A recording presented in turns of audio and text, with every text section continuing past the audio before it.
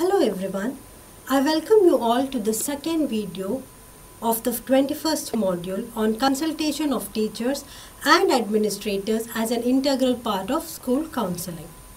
In this video, we will see about the qualities of teachers in promoting life skills and adaptability among students. The learning objectives of this video would be to analyze the qualities required in a teacher to be a part of school counseling and evaluate the crucial role of life skills in promoting the mental well-being of the students. Qualities needed for teachers. Quality of teachers has the most impact on students' development. It is important that teachers have good rapport with the students. If a teacher wants to be an effective and confident, they should be able to build trusting relationships with the students. They also have to be unbiased and show willingness to listen and help them. These qualities go a long way in helping the student to share his or her problems with the teacher. The qualities that can facilitate students to communicate to a teacher are develop rapport, be objective, there should be good communication skills, teachers have to be empathetic, experienced, emotional control, and trust and confidentiality. Develop rapport. When we look into this developing rapport, only if a student is comfortable and trusts the teacher, then they will open up and start to talk with the teacher. So the initial step a teacher should take is to develop a good rapport with the student, and it is important to use both verbal and non-verbal communication at this stage. The second one is to be objective. A teacher should have no personal bias against student. When a student comes out with a problem, they should entirely focus on the problem. They should be able to take a neutral perspective and not consider any other academic or personal issues. The third one is good communication skill. Communication skills involve both listening as well as speaking. The teacher should actively listen to what the student is expressing to them. They should be patient and show proper body language like nodding, etc., so that the student realizes that the teacher is listening to them. This will make the student to be more receptive. When the students start talking about their problems or challenges, they should not interrupt the flow of thought and pay attention to everything that the student is saying. Also, a teacher rephrase the student's thought to make sure that there is a comprehensive understanding of the problem.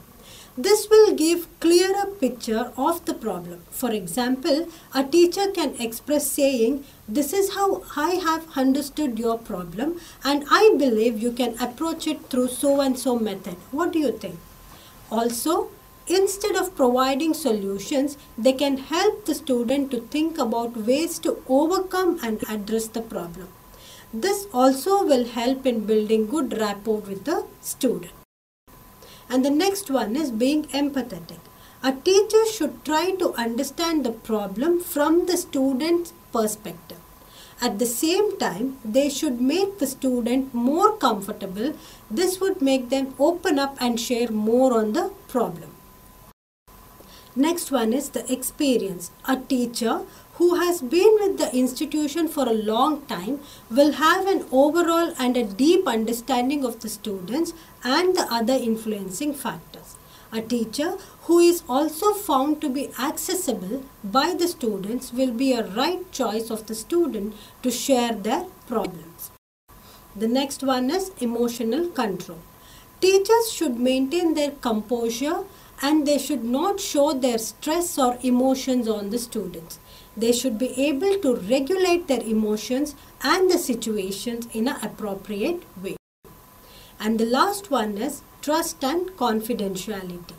Trust and confidentiality are very important aspect in student-teacher relationship. Only if there is trust, a student would talk about their problem. In case of more sensitive issues like family problems, Only if a student understands that the details they share will remain private and not be revealed or discussed with anyone else without their consent, then the student will open up to talk about it. In case the problem seems to be in need of immediate attention, then it should be taken to the next level, that is, to the administration or a school counselor to get professional help. Now let us see promoting life skills or adaptability and the role of teachers in promoting life skills and adaptability. Life skills have been defined as the abilities for adaptive and positive behavior that enable individuals to deal effectively with the demands and challenges of everyday life. It is according to WHO. Life skills play an important role in everyday life. They are a crucial aspect for the mental well-being of an individual. Life skills include abilities like self-awareness and empathy, creative and critical thinking, effective communication and interpersonal relationship, decision making and problem solving, coping with stress and emotions. These strengthen the individual to deal effectively with the various challenges in life. Teachers play an important role in imparting these skills to children at school. They can help in a student's personal growth from an early age. A set of objectives that teachers can develop to promote life skills to the students are planning, autonomy, curiosity, trust, and cooperation. Now let us see about planning. Teachers can encourage planning. They can help students understand what the learning objectives are. They help students to plan what and how they will study.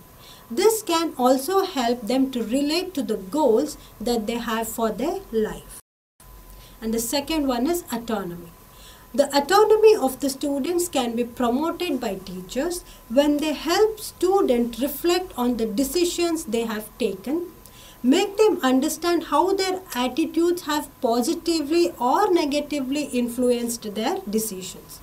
Teachers can also help students understand the hurdles they face in accomplishing their goals. These help students in enhancing their problem solving or decision making skills.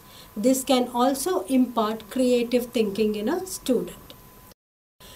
Now let us see about curiosity. Teachers should promote curiosity among students to think and to learn, to explore and understand. A student's ability to reflect on themselves is critical in preparing them for the work and the social world. This helps them identify their strengths, weaknesses, desires, etc. Reflection helps them become self-aware and make them realize different emotions that they are going through. Trust. Teachers can promote confidence of the students when they promote academic success, learn new skills, they have a positive attitude towards themselves and their school. This development of trust and confidence will make students to realize their abilities and aspirations. And the next one is cooperation. In a classroom environment, as there are students from various cultures, religion, and socioeconomic status, the teacher can impart knowledge about the different cultures, beliefs, and lifestyles. This would help students to develop tolerance, have sensitivity to temporary views, develop respect for others' beliefs and values.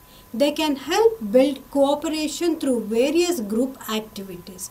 This can also help improve social skills in the students.